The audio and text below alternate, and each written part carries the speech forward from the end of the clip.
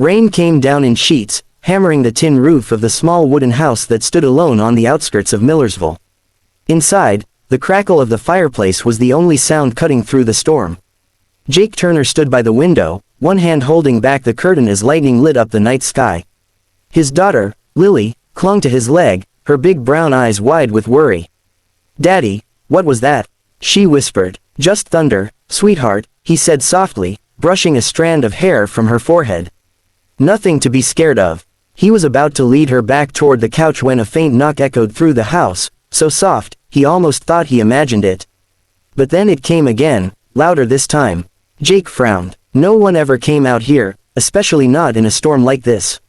He grabbed the lantern from the mantel and opened the door. Standing there was a woman, drenched, trembling, and holding a useless umbrella that had flipped inside out. Rain streamed down her face as she blinked against the light. "I'm so sorry," she said, voice shaking. "My car broke down about a mile back. I didn't know where else to go." Jake didn't hesitate. "Get inside before you freeze." She stepped in, dripping water onto the wooden floor. Her clothes clung to her hands were red from the cold, and she looked utterly exhausted. Jake shut the door behind her and grabbed a towel from the nearby chair. "Here," he said, handing it to her. "Thank you," she murmured, pressing it to her face, then looking around the small living room, the worn couch, the faded curtains, the toys scattered near the rug. "I didn't mean to intrude. I just needed somewhere dry until morning." "It's fine," Jake said, moving to stoke the fire. "You can stay on the couch tonight. The storm's not letting up anytime soon." From behind him, Lily peeked out shyly. The woman noticed her and managed a tired smile. "Hi there. You must be Lily." The little girl's eyes widened. "How do you know my name?" Jake chuckled. "She doesn't, pumpkin. She just guessed." "Oh," Lily said, still hiding behind her dad but peeking at the stranger with curiosity. The woman laughed softly. "Lucky guess, I suppose. I'm Emily." Jake handed her a mug of hot tea, steam curling up into the cold air. "Emily, huh, well, you're welcome to stay. I'll get you a blanket." She took a sip and sighed, color returning to her face. "You're very kind. Most people would have just passed me by.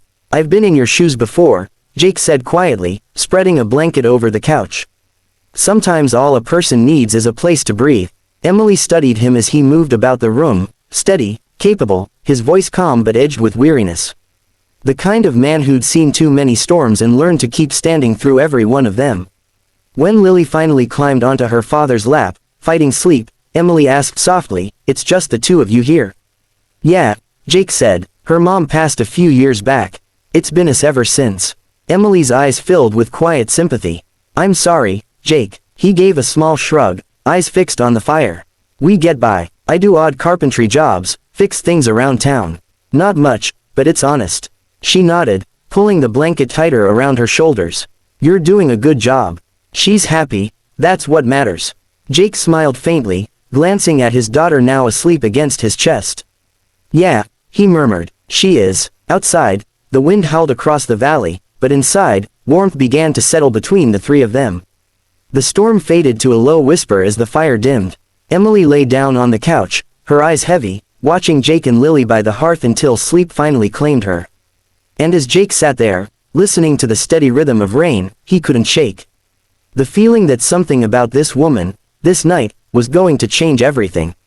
Morning sunlight slipped through the cracked curtains, painting soft streaks of gold across the small living room.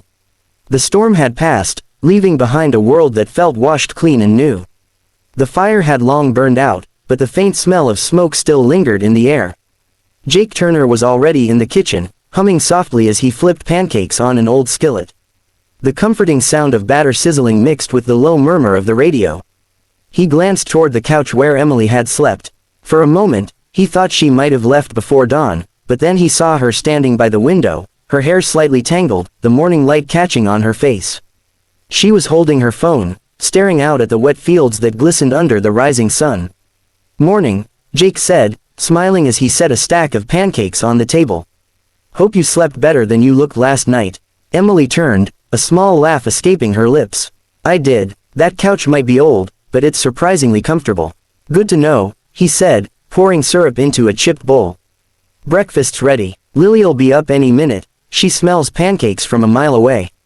Emily smiled, but there was something thoughtful in her expression. You're really doing all this on your own? Jake nodded. Yeah, it's just me and her.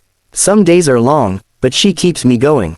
He motioned toward the little pictures taped to the fridge, Lily's messy drawings, one showing the two of them holding hands under a crooked sun.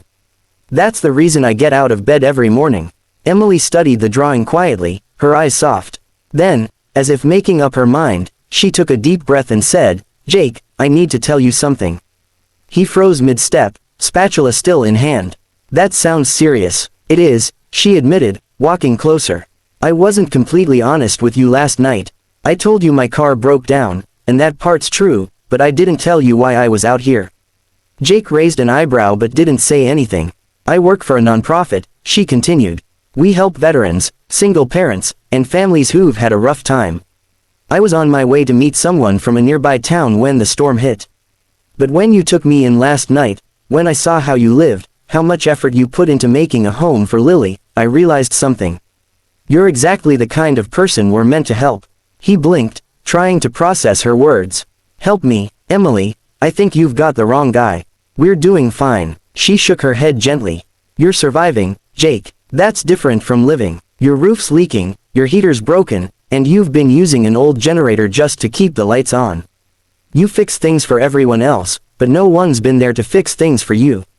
He looked down, embarrassed, rubbing the back of his neck. I don't want charity. It's not charity, she said softly. It's a hand reaching out, like you did for me. Before he could respond, she held up her phone. I made a call this morning to my director. We're approving a full home repair grant for you, new roof, working heater, the whole thing. And there's more. The foundation also funds small business programs. You've got real skill, Jake. If you want, we'll help you set up your own carpentry workshop. For a moment, he just stood there, silent. Then Lily's sleepy voice came from behind him.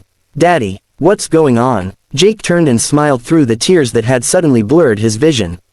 Something good, sweetheart, something really good. Emily crouched to Lily's level, smiling warmly. How about we make sure your daddy never has to fix a leaky roof again?